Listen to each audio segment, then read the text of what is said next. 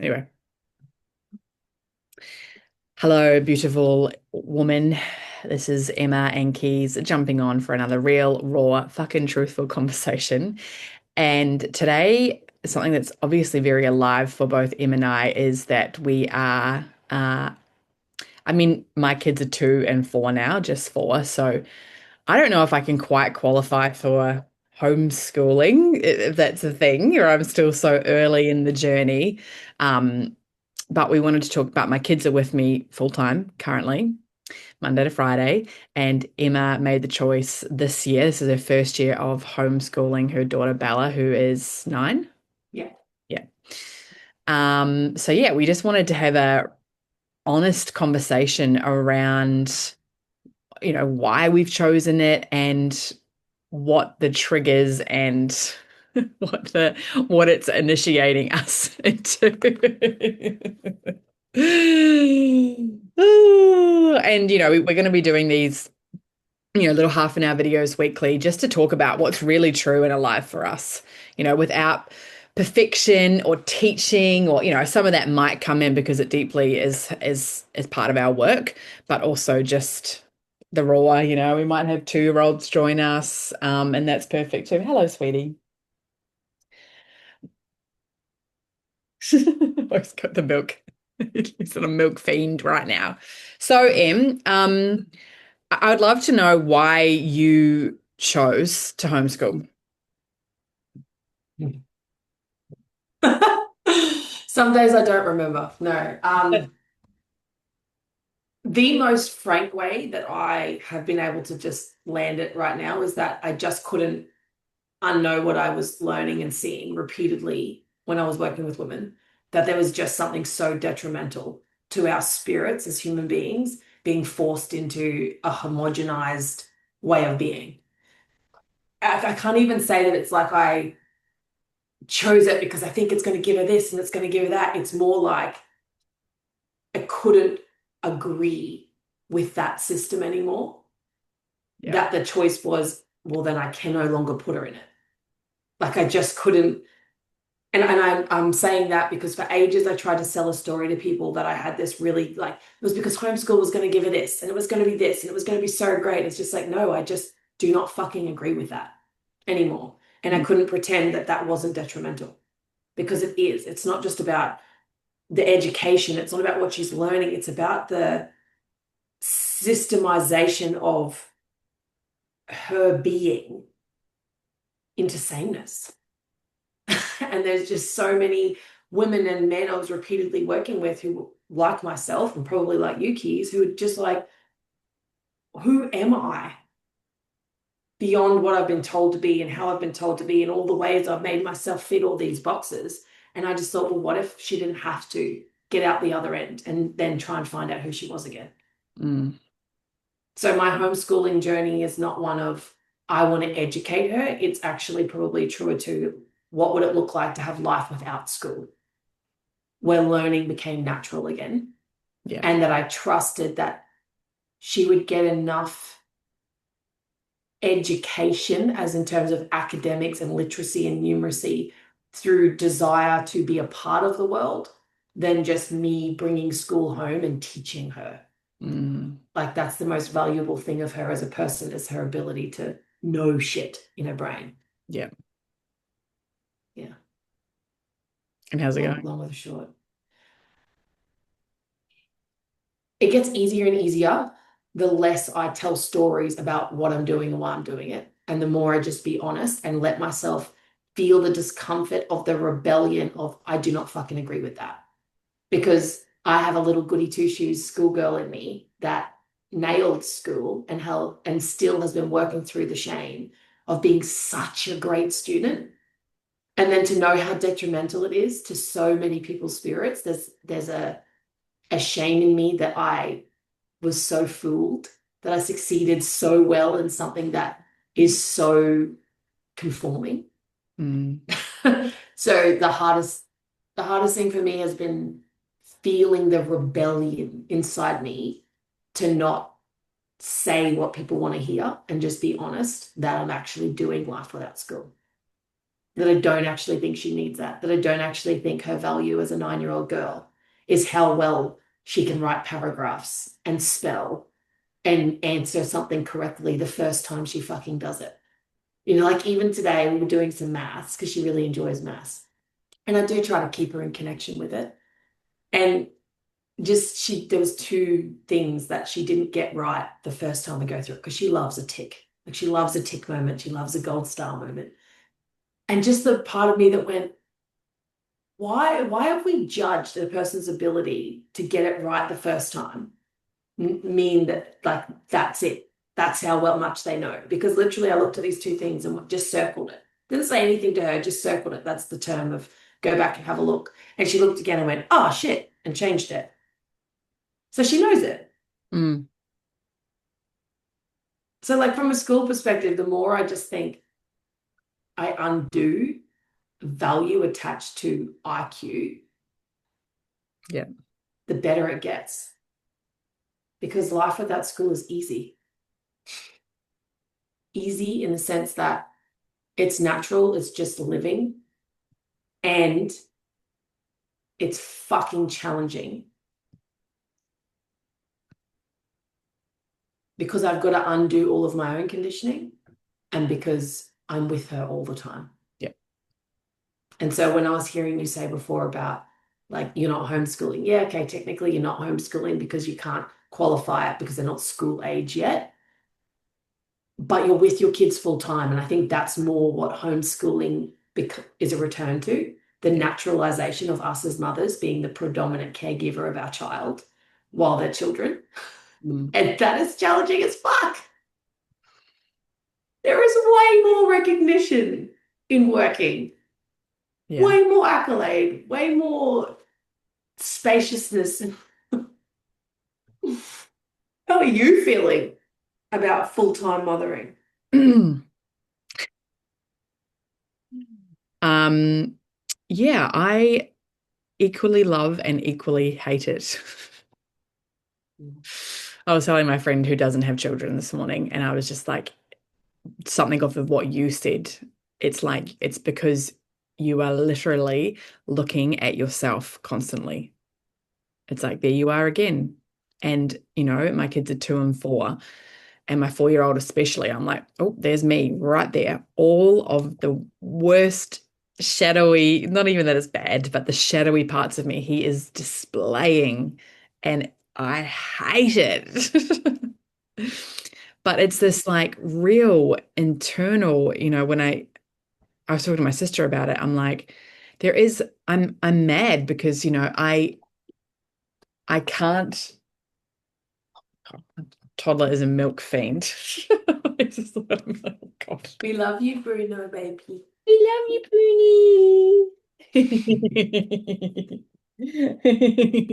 Poonie. So yeah, there's this like um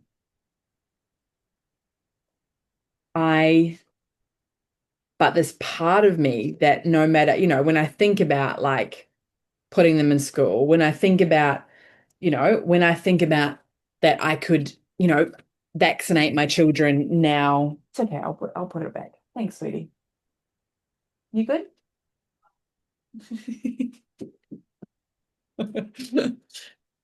That's okay. We'll clean it up after, okay?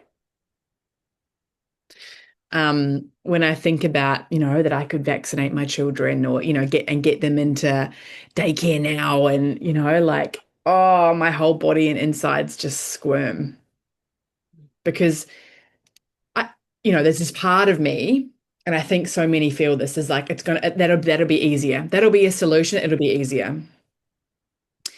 But it's not because there is a cost.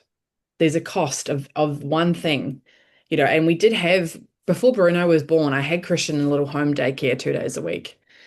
And maybe up until maybe for about even like 8 months. And, I think it was like mainly good, but I just noticed how he was coming home and how I'd have to hold so much space for his like, and big emotions are normal, but hold so much space for his really challenging emotions. And I just was like, it's something's off. Something doesn't feel, and that's that intuitive instinct that we as mothers know, and there's a cost at, like for having your children in school and, all the research I've been telling you about of Gabor Mate, the book called Hold On to Your Kids. If you haven't listened to it, he's an incredible trauma informed guy and he talks about the our current system and how, you know, up until 100 years ago, our children, our parents were these safe attachments up until forever, until they became adults. The parents were always, and their aunties and, the close people in their community were their attachments. We need attachments. But what's happened now is that, we've created a culture where most families think that they have to both work to keep up with the lifestyle that this culture is making us believe that we need to have a fucking house on the beach. We need to have the latest cars. So I've got to work. We both have to work. We need double income. So I'm like, so there's this narrative in our culture now of like, we have to work to live. I'm like, no, you don't. You could very easily live off a single income, but we're not willing to give up the perceived lifestyle because that means that we're gonna what? Not have the fancy holidays anymore, not have the Mercedes Benz in the driveway, not have whatever these things are. And there's a cost because when they then get to high school, our children, because we're not spending any time with them, barely any time with them, and this is their best friend, and all their kids have the latest e-bikes and the latest this and the latest that, and you're at a school with hundreds of kids and you don't know all of these families' values. You don't know who they are. And so then they're going to go spend their time. And as soon as, there's multiple stories where these beautiful little girls who are so loving and kind, as soon as that attachment bond is broken, you're out. And then the peers become the safe attachment. And once that break happens, it is very hard to come back because they're so indoctrinated into that world by then, so indoctrinated to those belief systems of what a school is teaching them and what their peers are believing. That they need to be cool and they need to behave like this and they need to have the latest phones. And, I watched Grant Cardone talk about it with his kids. Did you know he homeschooled his kids? Grant Cardone. You did share that to me, yeah. His And two daughters. yeah, he's like, people ask him, oh, I don't want them socializing. Well, how do you socialize them? He's like, I don't want them socializing with those people. I don't want my kids socializing with people who don't have, who have completely different belief systems than us. And I was like, I kind of get that. I don't think it's about hiding them from the world. I think my kids are incredibly fucking resilient. And it's not about protecting them. It's about keeping that secure attachment strong. Yeah, and if you're the product of the 5 people you hang around, why the fuck do we put our kids amongst people that we have no idea who they are? No idea. And even like from a perspective of having had her in school and having this conversation a lot. Sorry, I'm segueing off No, you, no. Keezia. Did you finished? Yeah, go. Yes. Well, because we had her in school, and when we picked our school, we went to 4 different schools, and we handpicked the school and we handpicked the teacher at the time, and it was a beautiful experience. But you can't handpick the teacher the next year unless you're going to move the school and handpick the teacher again, because what we come to find is that while we'd handpicked the teacher in the school for that year and that experience, the next year it's not about what they're teaching. It's not about the structure. It's all of it. It's like you are embedding them in someone else's nervous system for the whole day, for 5 days a week. And that exact thing was what was happening. Was Bella was getting in the car and her nervous system was wound. And it wasn't even like she, by all means, succeeded at school. Like she fit the bill, she fit the box. She is a quick learner. She loves and thrives on upholding standards. Like she's very much like me. She fucking loves a routine, loves it. And if she knows what's going to lead to a tick, she'll fulfill it, which is a gift and an aspect of a shadow. But she had kids in her class that didn't fit that bill and they were getting yelled at all day. And so she would get in the car and she would be strung out, like wild-eyed. And Yeah. I'd be like, what happened? She's like, oh, the teacher was yelling all day. I'm like, at you, did something happen? She's like, no, at the other kids. And her nervous system couldn't tell the difference because she wanted to always make sure she was doing the right thing. The fact that someone else was getting in trouble made her feel like the right thing wasn't being done. So she was just redlining all day. Yeah. And I just, like I kept, it was the same thing. I couldn't just keep ignoring that matters. That impacts our kids. And the thing that's been bothering me so much is there's two things. The hardest thing about homeschooling I've found, taking her out of school, is the loneliness of being an adult and the stark awareness of how we've built our society to be so isolating. Yeah. 100%. Homeschooling, as in raising my child, the child I love the most in the world, is not hard because it's natural. It's what I want to do. I want to look after her. I want her to be in my care. It's hard as fuck though, because she does love playing and she does love other adults to bounce off. And yet our life is her dad goes to work 5 days a fortnight, or 9 days a fortnight. Her grandma lives in a house 25 kilometers away. My siblings live out of town. I don't have like I have a friend that homeschools, but everyone is in their own little homes, living their super busy lives, and we're trying to do it on our own. And then every mum I speak to, it's the same thing. She's in her home, in her four walls, trying to raise her kids. And I imagine what would it have been like how natural it would have been to homeschool when you had a village Yeah. and all the mums were home and they bounced around between the homes and you had the same values. Like that's the hardest part about homeschooling is the isolation, which is why it gets so hard having her all the time because it's always me that's her touch point. Yeah. And that's where the exhaustion comes in. And then when I get exhausted, the judgment comes up for me. The Mm. judgment at other parents, the amount of, and I'm saying this fucking rawly, whilst also just for those who are going to listen and be triggered with so much love too, because I know everyone is at their journey and on their path. And like I did schooling, et cetera, et cetera. The rawness is I get so judgmental of the families that tell me the stories that it's all right, it'll like I turned out okay, or the stories of I know it's not the best thing, but I couldn't not work, or I couldn't do it. I couldn't do what you're doing and have my child with me all the time. And I get judgmental at that because I'm like, some days I can't fucking do it. But I'm not letting that be an excuse because I know better. And if I know better and I'm not doing better, then that's actually on me. Yeah. And that's why I say, like, it's we know, all of us know better. There is such few parents that I speak to that have their child in this our current education, public education system, and even private, that don't know that it's not working. Like maybe I can't even actually say that I've come across one teacher or one parent that has been like, oh no, it's the greatest thing ever. My child is like, it's just fantastic for us and it's great. And they are all like, yeah, it's not ideal.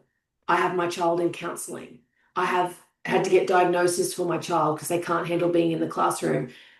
The amount of pressure. Oh, but there's one good teacher. Oh, but we just, we need to work or we need to do this or we get someone else to. It's like everyone has an excuse because it is hard to simplify your life Yeah. because complexity just gives us such a complex of who we are and how much we're succeeding. And part of that complexity is built into us through school. This whole idea of being busy and having the next thing and needing to have 7 different strands of awareness on your report card that you are not just passing but getting A's in because you've got to know it all, be it all, do it all, or you're not a success. And I think that's the hardest part that you and I are journeying right now is that we're both very intelligent women, very educated. Like, my story, my first business at 22, like I was, I mean, at school I didn't do that well, but only because I didn't apply myself. If I actually had been cared about school, I would have been, but I'm very intelligent, like in so many different senses, whatever that means. But that is the part for us right now, is the slowing down to allow the naturalness of nature, the naturalness of truth, of boredom to actually invite creativity, and that's one of, when I think about like what is the purpose of homeschooling? I mean, what do you think is the purpose of homeschooling is?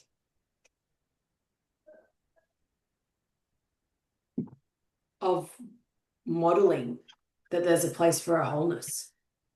It's actually coming back to a simplicity of not this separation and segregation that we've created in our lives, that you go to school, then you go here, then you go there, then you do this, then there's home. There's so much separatism. And this is who you've got to be at that place, and this is who you've got to be at that place. And the homeschooling piece to me is that she doesn't have to lose herself and then find herself in the future. She gets to be herself her whole life. Mm, And that doesn't mean that she doesn't have to still learn aspects of there's a standard at this place and a standard at that place, because I still think there's a modeling of having respect for where you are and the rooms you're in. But it's about the fact that I'm not saying to her, you have to go there 5 days a week to spend 12 years learning this thing to then come out the other side and then do something with it. Like, she is 9 years old and she is already, we go to a co-op of fun workshops for the kids to have exposure with a homeschool group. And every term that starts, all these kids create market stalls and are selling stuff. They're little entrepreneurs. mm, They are all thinking about contributing and being resourced and things they love. And to me, if when you don't fuck with something, you'll be surprised how little it needs to be fucked with yeah. to succeed.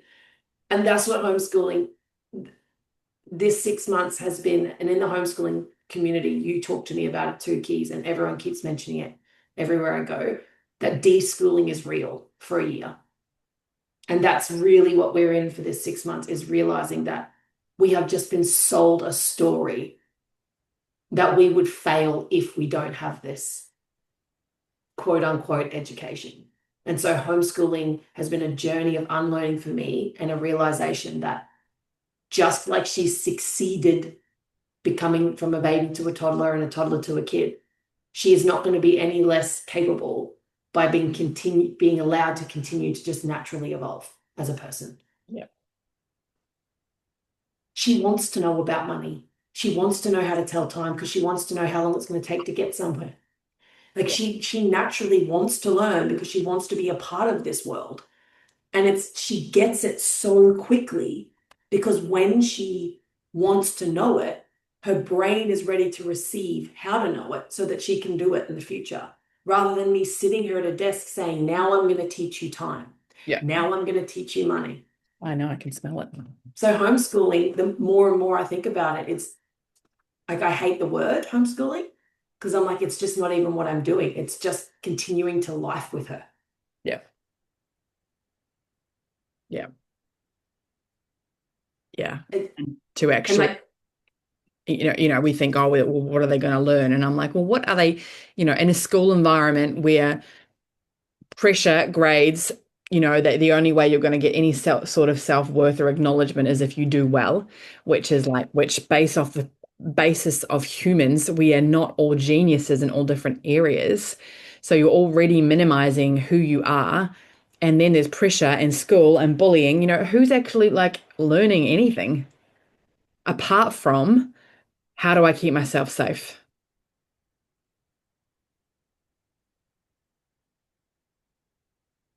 mic drop. How do I keep myself safe? Because, and how do I protect myself from everything? And how do I perform? Yeah. To get liked, to get, all of the shit. And, to me, it's just like, I am so wildly excited. And, for you and I, and every parent that chooses it, they're going to, their kids are going, it's an interesting thing that I think about. And I love your take is because we want our kids to be themselves. But I think about this too, is that, up until a few hundred years ago, we had cultures and people knew their place in tribes and societies. There was a lot less choice. And we have an abundance of choice now, which actually creates a whole lot more suffering, in my opinion. And, I'm like, do I want my kid? I want my kids to be themselves, but they're going to be like us, just like we are like our parents. There is no way to avoid that. We want them to have critical thinking. Like, I never want to tell my kids this is the way, but I want to provide a space to ask questions, but ultimately, I do want them to be like me. And if not more incredible and more amazing and less, because I think I have amazing values and amazing, um, so and that's part of it. They will be like us. That's just at the core of it. And I think there was actually a study done just on Christians and the people that were raised in a Christian environment and who stayed in the Christian environment. The one thing that had them stay in the Christian environment was that their parents were um, open to saying sorry and repairing. And I think that's for all children, if to not break that bond and to have a deep level of respect within each other is that ability to say, I'm sorry, because you and I are not perfect parents. We both, Emma and I are always sharing, look what I did today. I'm fucking fucked. I'm a fucked parent, and because it's true, because we have our own things, but the ability to have real actual synarchy with our children. There's still, of course, we're the leaders in our family, but to have synarchy where there is a deep love of actual deep respect. And that bond, and in my eyes, it just cannot be broken. I don't believe in this path where our kids have to then have time away from us or go and find themselves. They're finding themselves now because we're going to allow them to. What sparks your interest? What do you love? Let's try this, and Emma and I are both on this just like wild path of we have no idea how it looks. We're just like we don't know where we're going, but we trust our instinct and our intuition, and we're just like, this is what I'm feeling. This is what I'm feeling. And every person that chooses the journey is going to do it their own way, and that's perfect. But the bond of that relationship between you and your children, it, you know, I urge you, if that instinct is coming alive in you, there is a way. There is 100% a way, and it will require so much shedding of who you thought you were going to be. But in that shedding and that unschooling and that unlearning is like that next forging path for this new way that I feel like we're forging is just coming to life. Yeah, and I'd urge you to ask, why did you have kids? Because this is the thing that, like, when Justin and I are talking about this, because we are constantly in the shedding. I mean, I could be working, I could be earning lots of money. We Yeah. are having to make simplified choices all the time to choose this. And then I asked myself, well, why did I have a child? Because I know I didn't have a child to have someone else raise her. Yeah. And I know I didn't have a child to raise her till she was 5 and then get her raised by other people. And I think of this because we are home during the day all the time now. And I drive past all these empty homes all the time where there's no one home Yeah. because parents are at work and the kids are at daycare. I mean, in Gladstone, where I live, a daycare center just got built that has like 400 and something kids at it. So these are all 400 and something. That's just one daycare center. Three have been built in the last couple of months on top of what's already here. One daycare center that has 400 and something under 5-year-olds. And when I think about that as a society, I think, why are we having children then? Yeah. Why are we birthing these babies just to outsource their care? Where have we gone wrong?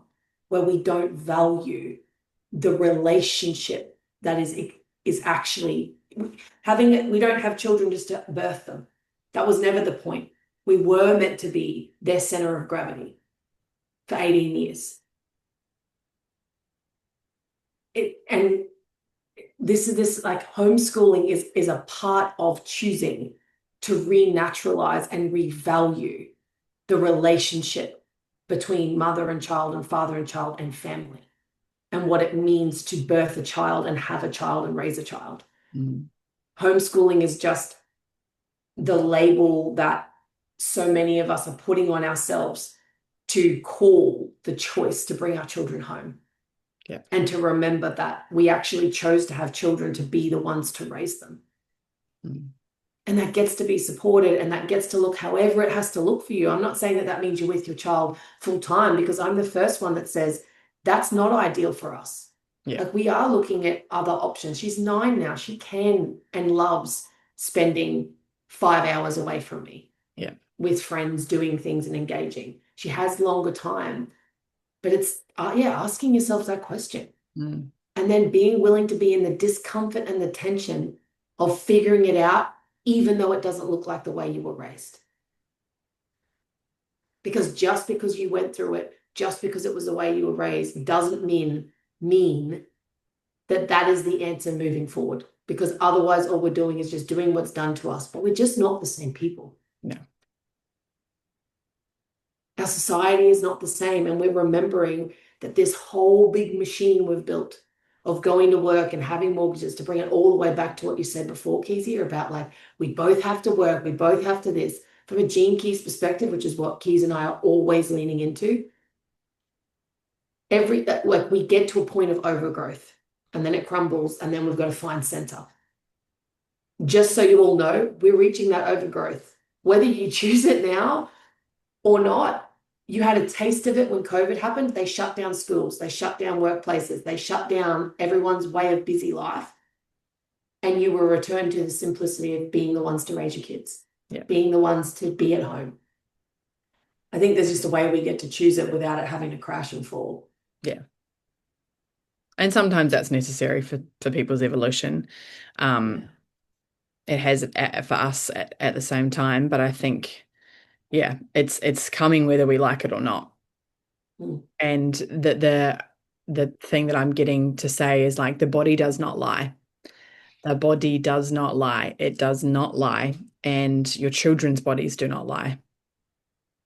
Mm. Your children's bodies are meant to thrive and are meant to be well.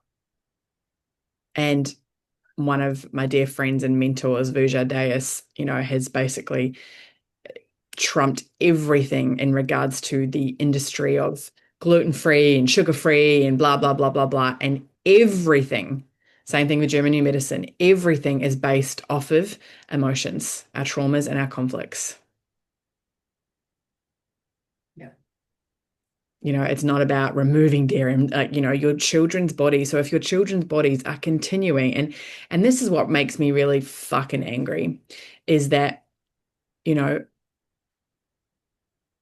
every time we just say, oh, I don't have time to deal with this right now. Even I was watching something the other day and they talk about, she's like, I want to be on time for this, but my child's doing this, so I just force it. And he's like, it's 10 minutes extra.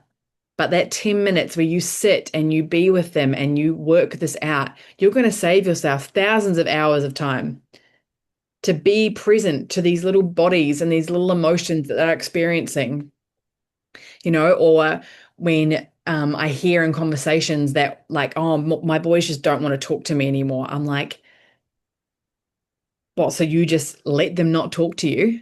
No, you go in there because it's a cry for help, or there's something deeper going on. and because you're too busy to go to have work on, and so that you just keep avoiding them, avoiding every little thing, and that just piles up and piles up. I mean, there's a parental guidance show I've been watching. It's quite interesting on Channel 9, talking about mental health. The stats for mental health, the kids that are on ADHD medication, anxiety, it is just through the fucking, it is so terribly scary. The identity crisis, the transgen, it is just, and Em and I are just like, this it's a complete unschooling for us too, and just to see where we partake in it, partake in the fucking this thing. Oh my God, to partake in the continual.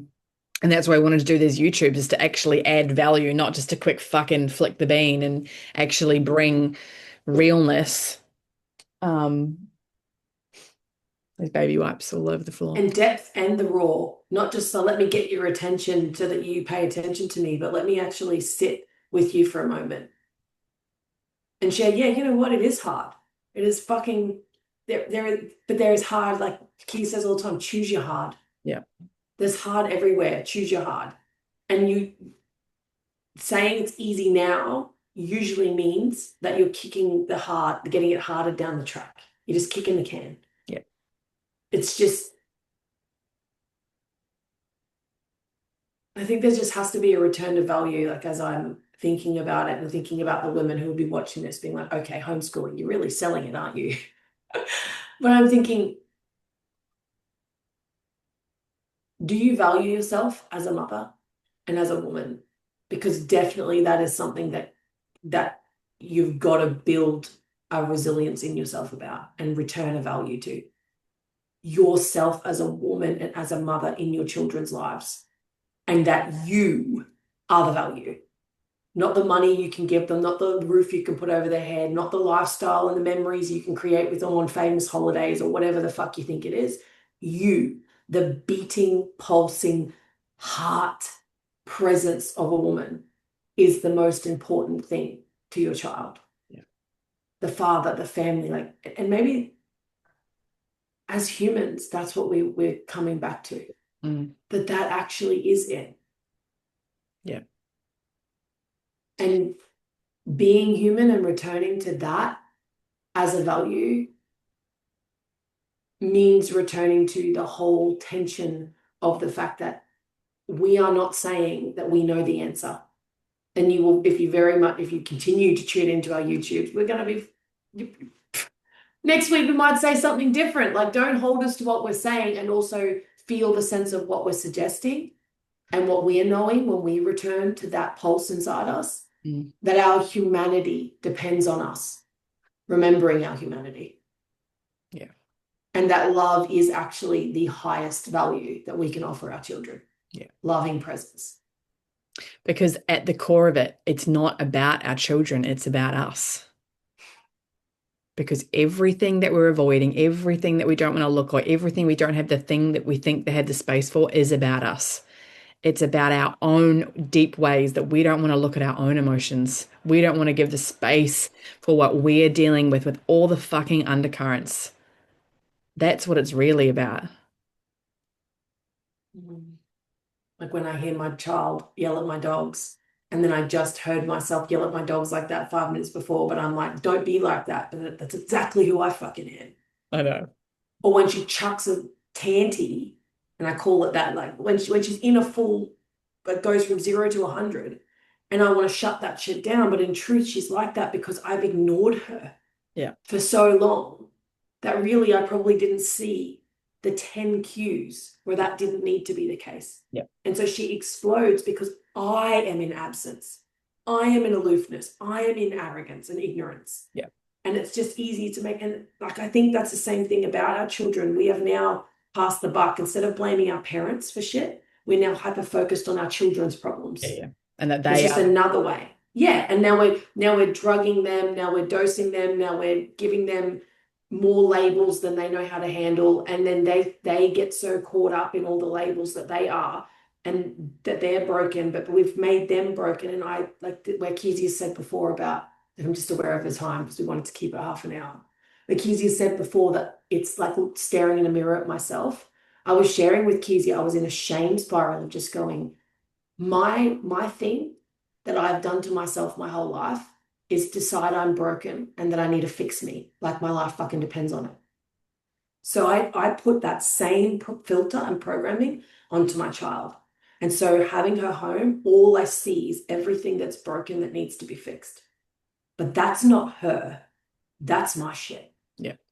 That's my story. That's my crap. Because and why that's so painful is because simultaneously I am casting all my shit onto her whilst also knowing that she is the greatest, purest, most worthy human being on this earth. So I can't not see that this doesn't line up, which makes it so overwhelming because that means that I do have to turn it back on me. Yeah. And that's the thing I'm avoiding by making it about her. Yeah. And if I sent her to school, well, then I could have 5 hours to forget. And then I could play my little story that night, look after her, but not raise her. Yeah. Send her back to school the next day. It is us. But then you're just dealing with all the shit she's going to bring home, which is going to be worse.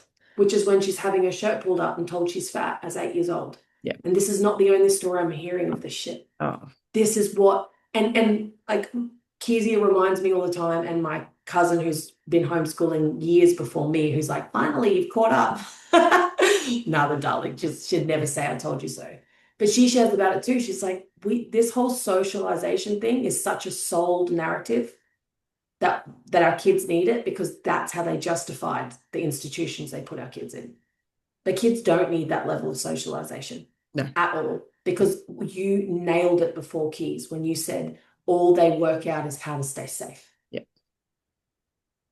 That is, when I clapped because I was like, fuck. Yeah.